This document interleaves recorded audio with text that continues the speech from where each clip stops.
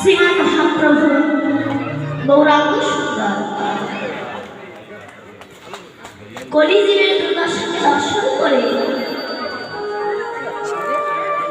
কলি এই অনাচারী অত্যাচারী পাপাচারী দুরাচারী ব্যভিচারী জীবকে উদ্ধার করার প্রত্যাশায়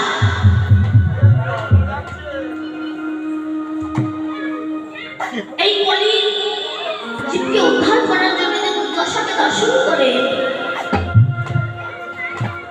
শ্রীমান মহাপ্রভু যিনি যমুনা তট বিহারী সুদর্শন চক্রধারী কংসের বংশ ধ্বংসকারী পুতনা বক্ষণকারী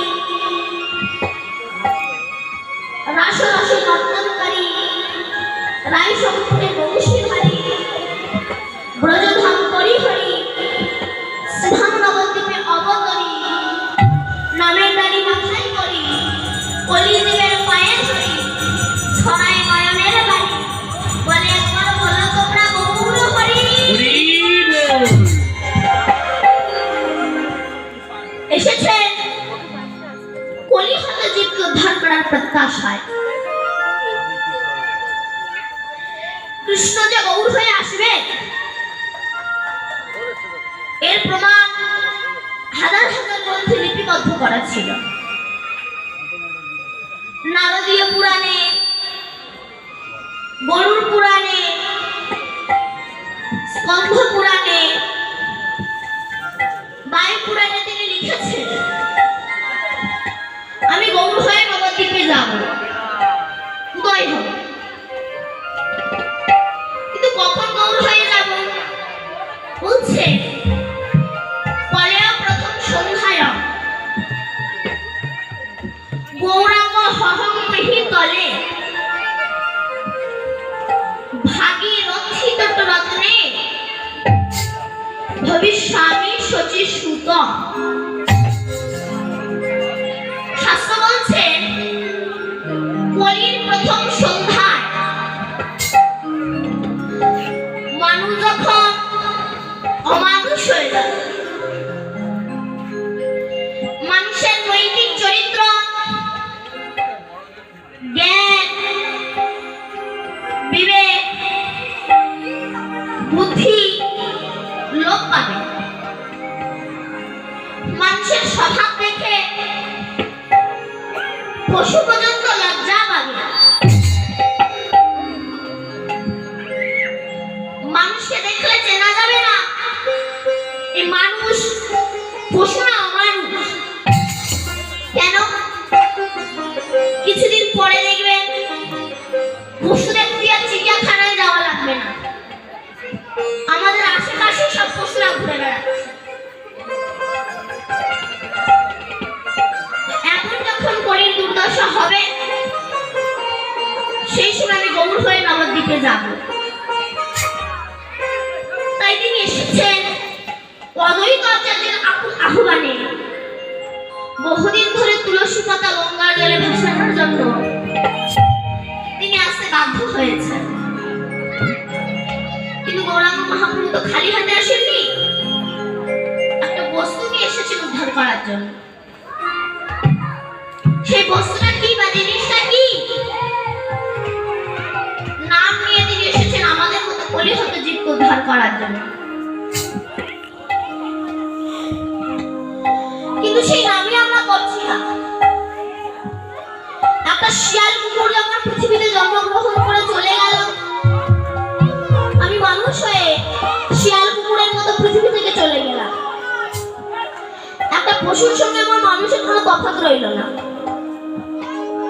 তাহলে প্রশ্নটা এখানে, সে কুকুর আমি মানুষ কেন? বলুন, বিচার করতে হবে না? সে কুকুর আমি মানুষ কেন? বলছে কুকুরের আত্মতত্ত্ব বিচার নেই, কিন্তু মানুষ এর আত্মতত্ত্ব বিচার তত্ত্ব তো আছে। তোমার বিচার থাকা সত্ত্বেও তুমি যদি হরি ভজন না করো, তোমার কুকুর বলেও কোনো যায় এসে যায় না। হরি বল, হরি বল। কেন? মনুষ্য জীবনটা পেয়েছো হরি ভজন করার জন্য, একটা পশুর মতো জীবন যাপন করার জন্য নয়। তো সেই নাম করছি না বলে নরোত্তম দাস ঠাকুর পদকর্তা, ইনি খেতড়িতে বাংলাদেশ রাজশাহী ডিস্ট্রিক্ট এনার জন্ম। ইনি রাজ পরিবারে জন্মগ্রহণ করেও রাজপ্রাসাদে জন্মগ্রহণ করে রাজপ্রসাদ পেয়ে বাবার একমাত্র ছেলে হওয়া সত্ত্বেও, এত ধন সম্পত্তি থাকা সত্ত্বেও সেই সুখ প্রাচুর্য ঐশ্বর্যকে ত্যাগ করে কাঙাল হয়ে বৃন্দাবনে এসে লোকনাথ গোস্বামী বাবার বিষ্ঠা পরিষ্কার করে তারা শিষ্যত্ব গ্রহণ করেছিলেন। এই নরোত্তম দাস ঠাকুর পদকর্তা বড় আক্ষেপ করে পদ লিখেছেন। কি লিখেছেন না, হরি হরি বিফলে জন্ম হয়নি, এমন মনুষ্য জন্ম পাইয়া রাধা কৃষ্ণ না ভজিয়া জানিয়া শুনিয়া বিষ খাইল। জেনে শুনে বিষ খাচ্ছি, বলল সংসার একটা বিষের কূপ। এটা কে না জানে যে বাড়িতে যে ছেলে জন্মাচ্ছে বা যে মেয়ে জন্মাচ্ছে, সে কি দেখছে না বাবা মা ঝগড়া? দেখার পরও তো সে মনে মনে ভাবছে কবে আমি ওই বিষ খাবো, ওই বিষ গ্রহণ করবো। বলছে জানিয়া শুনিয়া বিষ খাইব।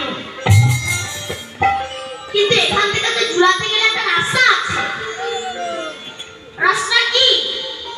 বলছে যেমন আগুনে ধরলে জলে ঝাঁপ দিলে আগুন নির্বাপিত হয়ে যায়, তেমনি ত্রিতাপ জলের আগুন যদি নির্বাপিত করতে চাও, আমার গৌর গোবিন্দের কৃপার সাগরে তুমি যতক্ষণ না ঝাঁপ দিচ্ছ, তোমার ত্রিতাপ জলের আগুন নির্বাপিত হবে না।